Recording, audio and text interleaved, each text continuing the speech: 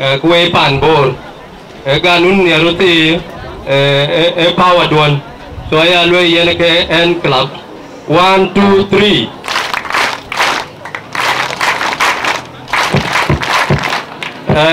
in speaker when chairman Mike by Kimani Moinong dia juit en pan de mai kuwe ka kar baton wero dan Moinong dia juit ấy tại cái thế cái anh bên với tổ cái cái nem dan với dia bị chẳng gặp nhất để khi nào cái bài mấy nào có nông dia trước quẹt cái bài bên nhon quẹt cái kar bát dia quẹt yên aku den jeden cái này cái jedung aja lai speeches lekin acan berpincual binyuan ben ye na ya lele an belona aba loy ku constitution bagay ben nom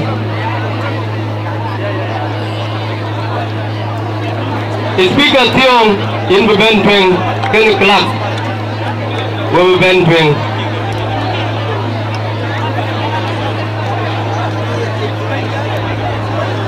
FG come forward ujela DVD share bagay peng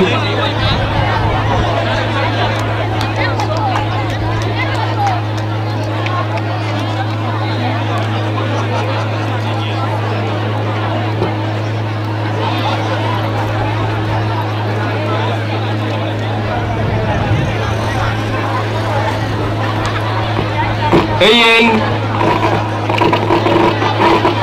the caretaking chairperson, yen matur mabiura nyang, yen abayen microphone acan be menyuar main pan bol, ukajui jaga loy, ujala kok cedung, ujal jual kerja, ukayen, berengo, you're welcome. Pan bor waye pan bor ayen ko ko pan bor ni ko mi ade man ko ani da par phone ko no wo acan mung ko mu guru ni pero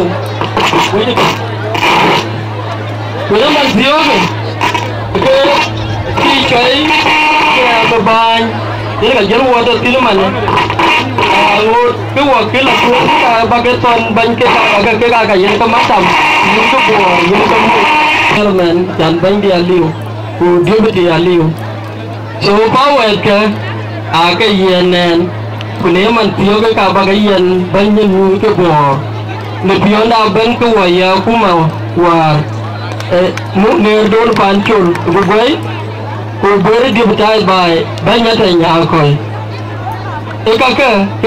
cái mẹ wo cái mắt tập wannan computer yele cái ni wo the nyal be atin yele cái computer yele wo cái mi go bor yele wo cái gor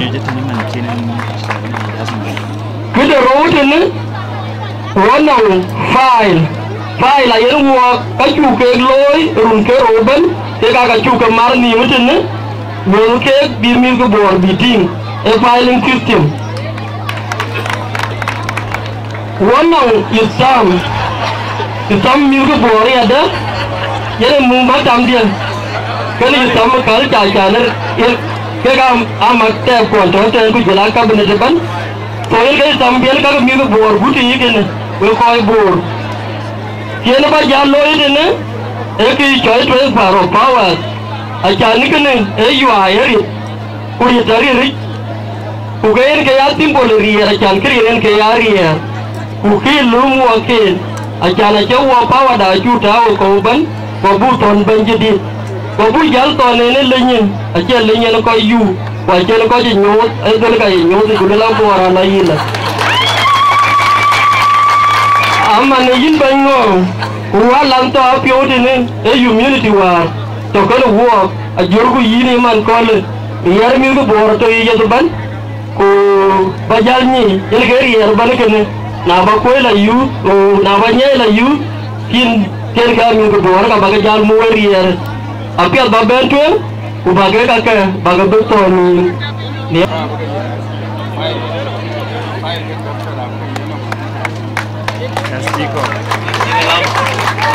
Ila lama. Dia ko lama.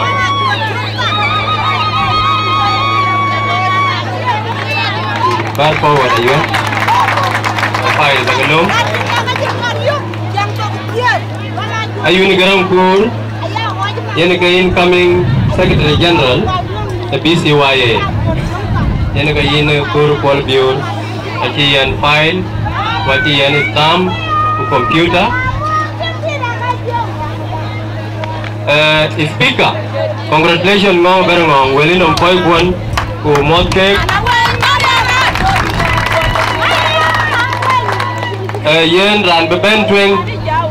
Speaker, bulanyang. Batwing, bakak assembly, kaya council. Tiong batwing un kelak. Bagatwing.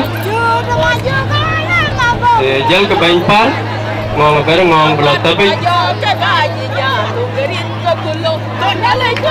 yen kene ke bulanya ini ke speaker ini game power the speaker jala report